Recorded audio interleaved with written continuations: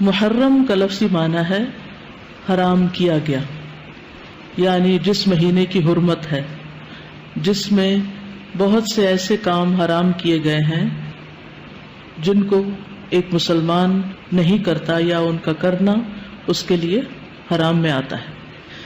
محرم کے مہینے کو شہر اللہ کہا جاتا ہے، اللہ کا مہینہ، اور اللہ کی طرف اس مہینے کی اضافت تعظیمی ہے، یعنی اس مہینے کی تعظیم کی وجہ سے اس کو اللہ کا مہینہ کہا جاتا ہے۔ اس سے اس مہینے کی امپورٹنس کا پتہ چلتا ہے۔ صحیح مسلم کی روایت میں آتا ہے، ابو ہریرہ رضی اللہ عنہ سے روایت ہے کہ رسول اللہ صلی اللہ علیہ وسلم نے فرمایا، رمضان کے بعد سب سے افضل روزے اللہ کے مہینے محرم کے ہیں۔ تو گویا اس مہینے کی بھی خاص عبادت پھر کیا ہوئی؟ روزے۔ عشر ذی الحجہ میں تو پہلے 9 دن کے روزے تھے، لیکن اس میں پورے مہینے میں سے جب بھی آپ چاہیں روزے رکھ سکتے ہیں۔ ضروری نہیں کہ پورے ہی مہینے کے روزے رکھیں جیسے رمضان میں رکھے جاتے ہیں، لیکن 10 تاریخ کا روزہ جو ہے اس کی خاص فضیلت ہے۔ محرم الحرام کی ایک اہمیت کی وجہ یہ بھی ہے کہ یہ ہجری سال کا پہلا مہینہ ہے، تو یہ مہینہ عظمت اور برکت والا ہے اور حرمت والا ہے۔ حسن بصری کہتے ہیں کہ بے شک اللہ نے سال کی ابتدا بھی حرمت والے مہینے سے کی اور اس کا اختتام بھی حرمت والے مہینے سے کیا، یعنی آغاز بھی حرمت سے، اختتام بھی حرمت پر۔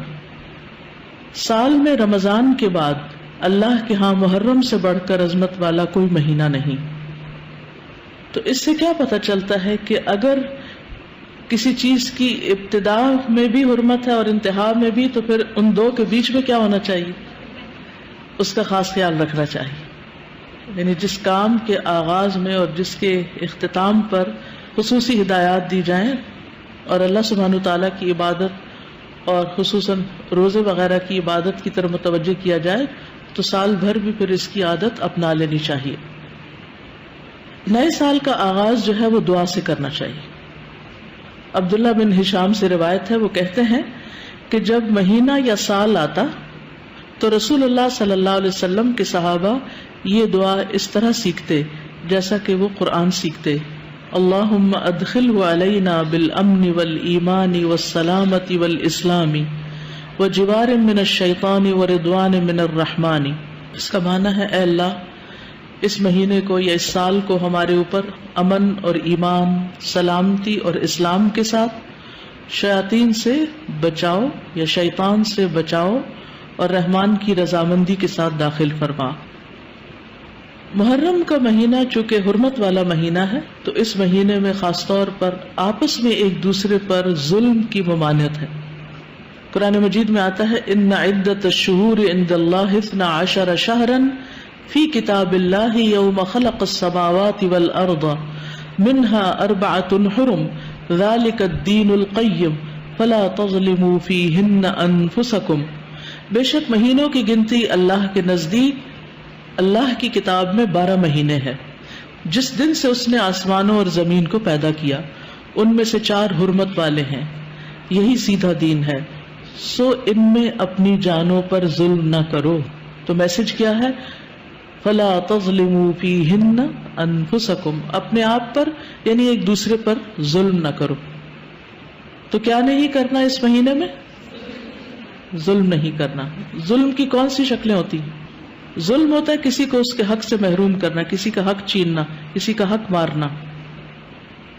اس کا یہ مطلب نہیں کہ باقی مہینوں میں ظلم کر سکتے ہیں، اس کا مطلب یہ ہے کہ دوسرے مہینوں کی بنسبت ان حرمت والے مہینوں میں ظلم بہت بڑا گناہ اور بوجھ ہے، اگرچہ ظلم ہر حال میں بہت بڑا گناہ ہے، مگر اللہ جس کام کے گناہ کو چاہے بڑھا دے، جیسا کہ اللہ جس کام کے اجر کو چاہے بڑھا دے۔